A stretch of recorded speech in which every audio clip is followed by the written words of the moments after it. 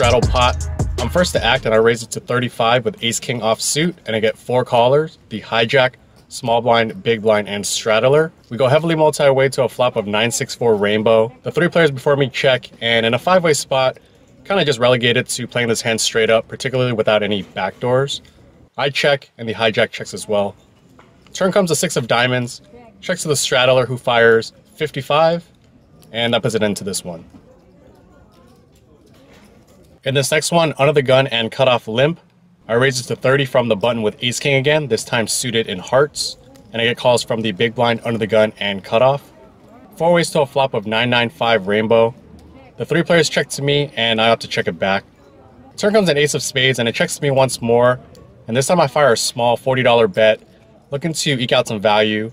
Big blind and under the gun fold, cut off flashes the 5 of spades, and lets it go as well. Hand immediately after, low jack raises to 20. I'm in the cutoff with king queen of hearts and 3-bet it to 70.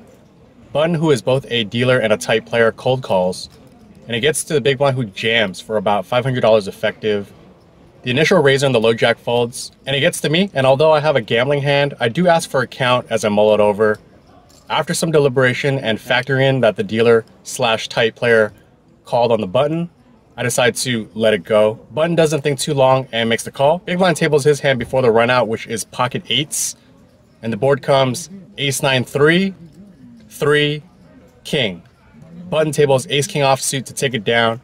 I did chat with the button as she's a friendly dealer and she said she would have folded had I called. I genuinely believe that she would have folded and it would have been a fun gamble that would have paid off. In this next hand, low jack raises to 10. I'm on the button with king jack of hearts and 3-bet it to 35. Big blind and low jack call. 3 ways to a flop of ace 10-9 rainbow, so I flop a couple of nutting possibilities. Got the gut shot and backdoor hearts. Checks to me, and this is a flop that I'm going to c-bet at a high frequency, but I decide to check it back this time. I don't have a great answer as to why, but the game flow and nothing really happening for me so far just had me leaning towards conservative play. We go to a turn of a jack of spades. Big blind bets 40. Low jack calls, and with second pair, a gutter, and being laid a good price, I should call, but I decide to just get out of the way. They go heads up to a river of a 9 of diamonds. Action checks through, and big blind tables king 9 of clubs for the river trips to take it down. And although not a big hand, still worthy of running through a couple of different scenarios. I could have bet flop and turn and probably taken this hand down.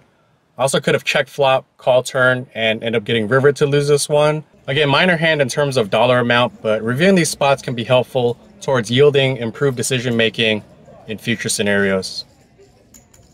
This next one is very much like the first hand. It's a straddle pot, first to act and button call. I'm in the small blind with ace king offsuit and raise it to 65, straddler and under the gun call. We go 3 ways to a flop of 5-4-3 rainbow. Not a good flop. I check, straddler bets 120 and under the gun calls, and that's going to make it 0-2 with the offsuit variety of ace king. Next hand, we've got a 6-way limped pot. I check my option in the big blind with 5-9 of diamonds, and we go heavily multi-way to a flop of 10-7-6 with 2 diamonds, so I flop a nice draw. Checks to the low jack who bets 25, folds to me, I call, and middle position calls. 3 ways to a turn of a 4 of clubs. I check it again, and this time middle position bets 60. Low jack who bet the flop calls. I'm getting a good price to draw, but it's not ideal that I'm out of position. Can definitely get behind a raise since I block a variety of straights, but I continue playing softer than baby shit and just make the call. We go to a river of a queen of spades, so a brick. Action actually checks through, and low jack takes it down with 9-10 of hearts.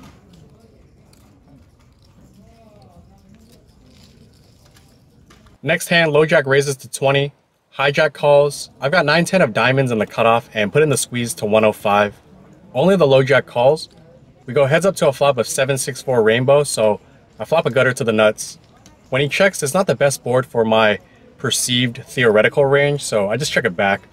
Turn comes a king of clubs. He checks it once more, and while this card is a good one for the range, this player is pretty tricky and can put in some aggressive check raises, so I just check it once more. River comes a jack of hearts, so I'm left with just 10 high. When he checks, I'm going to try to steal this one with a $200 bet. My play doesn't make a whole lot of sense, but I'm just hoping that the aggression will shed folds from the portion of his range that includes hands such as pocket 5s, pocket 8s, ace highs, and after I fire he does let it go, so take this one down. Straddle pot in this next one, 7-handed. First to act limps. I'm in the hijack with ace-3 of diamonds and raise to 45. Big blind, straddler, and limper call.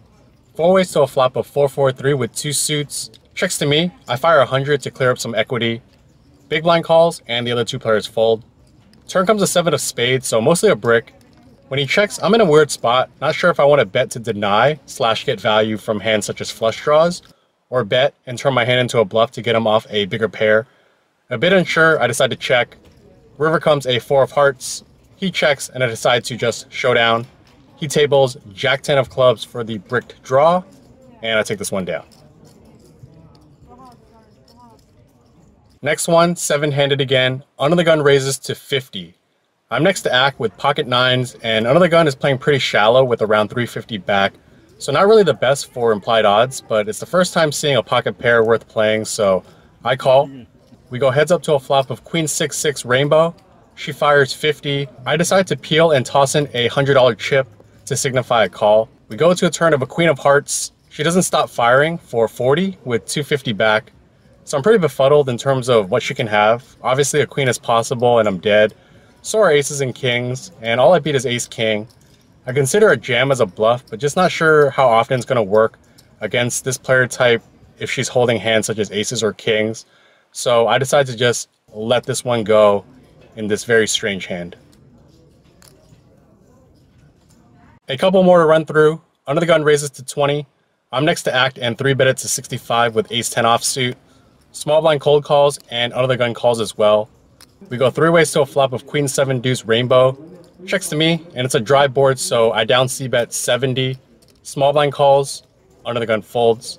Turn comes a 6 of spades. Small blind checks once more, and now I go for a pot size bet of 350. He tanks for a bit and lets it go. So nice to reestablish a little bit of testicular fortitude in this one.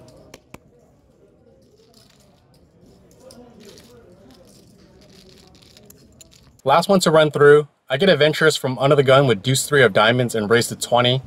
Hijack and cutoff call. Small blind puts in a 3-bet to 120, and he's playing around 1k deep. When he gets back to me, I call to see if I can navigate a way to a win. The other players fold. We go heads up to a flop of 10-9-8 rainbow. He checks, and it's a board that should hit me a bit more often, so I go for the Air Jordan and take a stab at it for a $100 chip. He pretty quickly jams for over 900, and that ends any hopeful aspirations I had with this hand.